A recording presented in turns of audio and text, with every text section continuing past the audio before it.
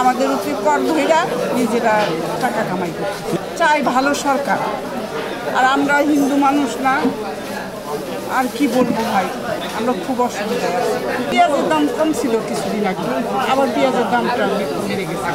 তারপরে মাছের দামও এরকম, তেলের দাম তো অনেক বেশি বাড়ছে। তারপরে যে কাজু বাদাম, জিরা, অনেক দাম বাড়ছে।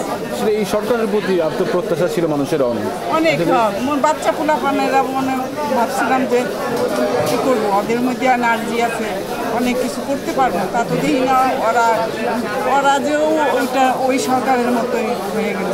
আমাদের উচিত কর ধইরা নিজেরা মানে টাকা কামাই করতে। কি দাবি আপনি আসলে কি চান?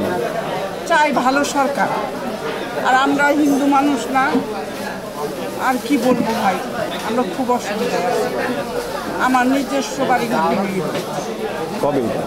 এটা যে হাসিনার আমলে ভাঙছে, মানে কি দরজা জানালা সব কিছু, ফার্নিচার সব নিয়ে। আমি ঢাকায় থাকি, বাড়িতে তালা দেওয়া থাকে, ওয়াল দেওয়া বাসা।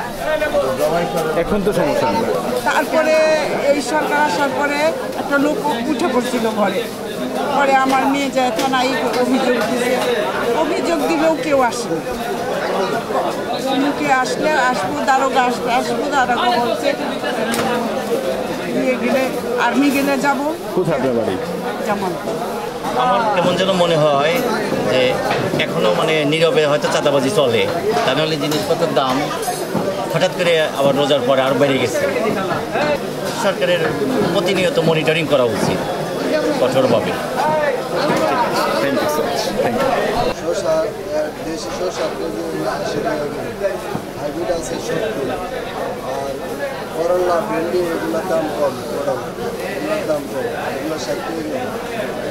আর পেঁপের দাম বেশি, পেঁপে হলে আমাদের 80 টাকা কেজি, লাউ 60, 70। বাজারে কি সরবরাহ কম কিনা? আপনার অনেক মাল আছে শর্ট, কম আছে, দাম বেশি। এখন তো ওইভাবে বন্যা নাই, খরাও নাই, তো সবজির দাম আসলে কেন বাড়তেছে, আরও সামনে বাড়বে কিন্তু কি মনে হয়?